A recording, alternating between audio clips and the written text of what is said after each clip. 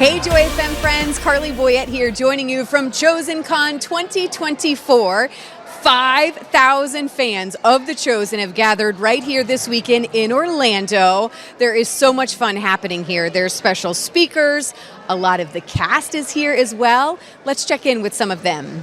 It's so exciting. It's always so exciting to see all the fans. It's mind-boggling because also this year there's so much more people. I am always just so excited about ChosenCon, even though it's our second one, just because I know what to expect, and it's just a lot of love, support, and we're just all happy and running on great not nerves, but great energy. Yeah.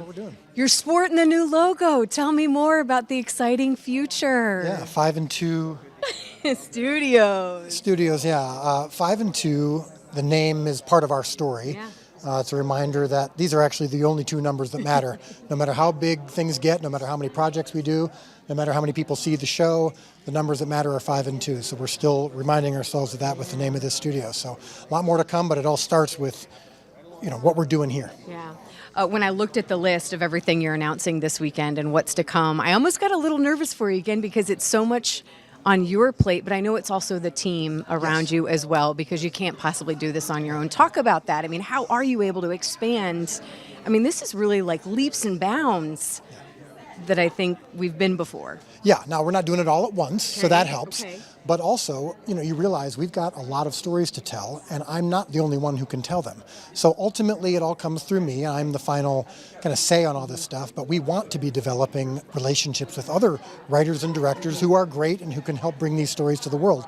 So now that we've started to do that, we've started to build some relationships, we're like, all right, we're ready to launch. Again, we take it very seriously, one project at a time. Okay. We're not just going, all right, what else do we want to do? All right, let's go find people. No, it's like we got to match the project with the filmmaker, make sure that it fits on our brand and the brand of ultimately telling the story of Jesus and the Gospels and the Bible. Talk about Bear Grylls and how exciting it is to have him. I mean, how did you partner up with him? Has he been a fan of the show? Tell me more. Yeah, so we heard that he was a fan of the show, and then he actually reached out and sent a video to me that was just kind of expressing his passion for the show and for Jesus and wanting to work together. And I'm like, well, first of all, I'm a rugged indoorsman. Yeah. So I'm not exactly Bear Grylls material, but I thought, you know what, this is good. What can we do together that can kind of combine our content with what he does, which is not only just big adventures, but he puts you in a situation where you're going to be authentic. Mm-hmm. You're going to be your most vulnerable self, and that's what we're about too. Mm-hmm. So, Chosen in the Wild is the name of the show, and I'm excited to be doing it. Are you going on an episode? I am going on an adventure. All right. I can see you. I can totally see you out in the wild. No, my family would not agree with you. So they're going to see it, and they're very excited. But yeah, I'll be tested and tried for sure. Yeah. Well, I've quietly loved The Chosen for many years. Faith has been a core part of my life. It's a core part of adventure, a quiet backbone through so much, and so I suppose I start from that point of view, and then I can't remember how it came. I think we all our teams met and started talking about stuff, and then we've never done a spin-off essentially of Running Wild. We've never done it, and we're sort of like them, protective of what we do and who we partner with, but it was just a really natural, beautiful thing to do. Chosen in the Wild, everyone gets it, and I think also everyone loves these characters, but maybe doesn't know their story so much. So it's a beautiful chance for Chosen fans to get to know their favorite actors in a way they never would do normally, kind of behind and kind of see what the characters are really like about their kind of lives. And how the journey's been to them, and it's how it's changed their life and their own experience of faith, and how's that maybe changed over the course of their journey. And we've almost done it. We've done 4 of the 6. We've got another couple to do with Dallas and Jonathan. You guys have been surviving a little bit in the wild for filming and stuff. The Chosen. Yeah, but not like this.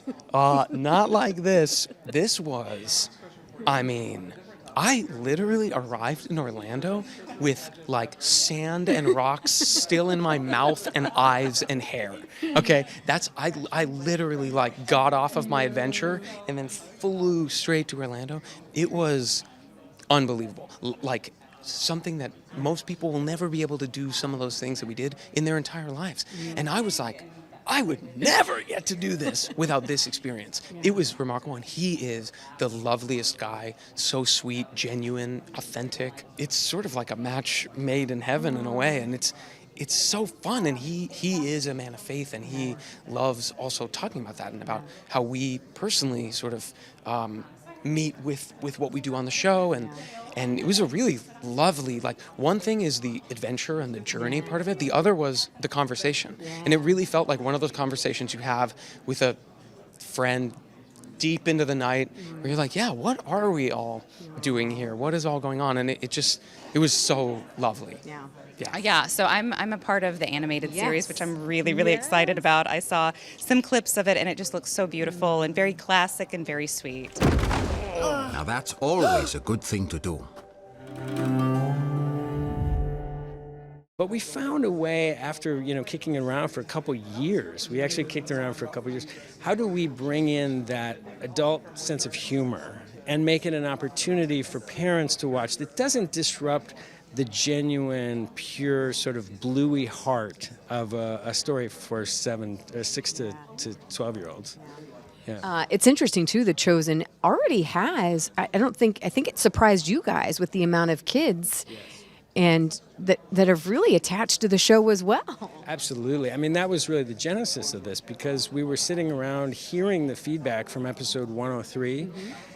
Which we had just written as a bottle episode. We wanted to give Jesus like a surrogate audience to tell his amazing ideas to show him as a teacher brimming with new, ideas and thoughts.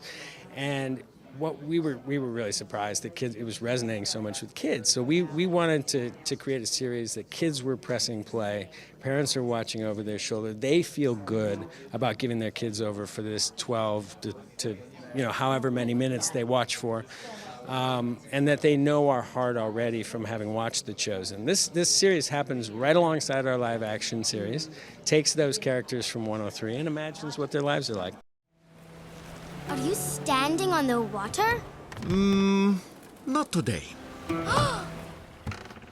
What's your thought as you've wrapped up season 5, kind of looking back at that now? Obviously, it's not in production yet.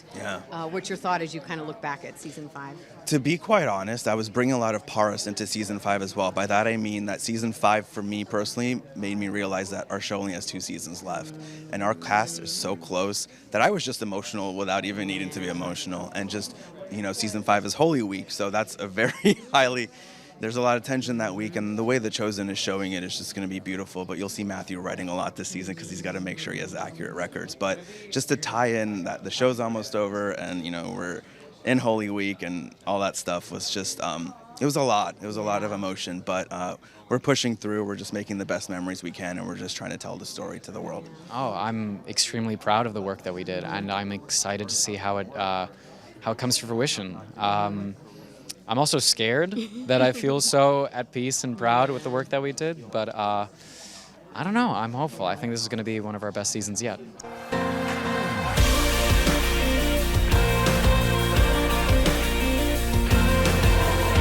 All right, guys, here we are for day 2 of ChosenCon in Orlando, Florida.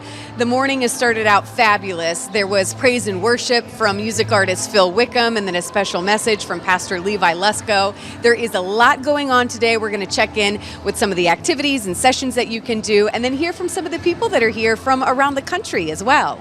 We worship the God who was. We worship the God who is. We worship the God who evermore will be.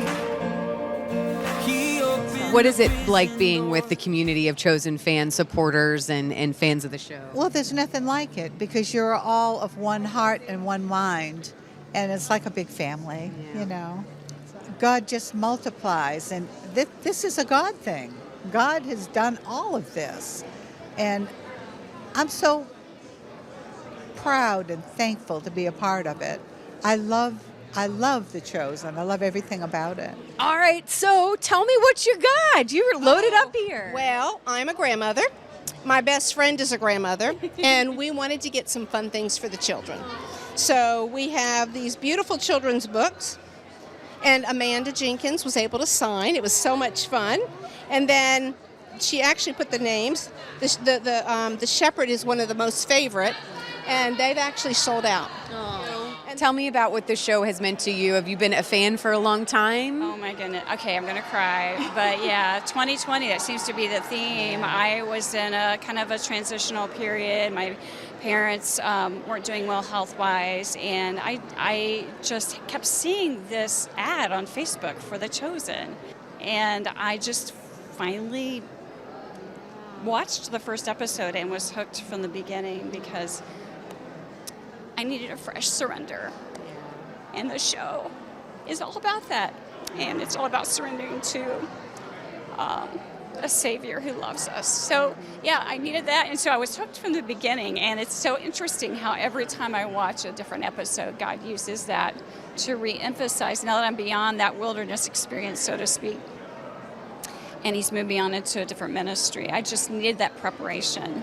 It was a preparation time. That's why I called it the wilderness, for what he had for me next. So I just rejoice, and it's wonderful to be here and just celebrate that, and to really give back and tell the cast and the crew and Dallas and Amanda just how grateful I am for the way they surrendered and how that's been used in so many people's lives. He parted the raging sea. My God,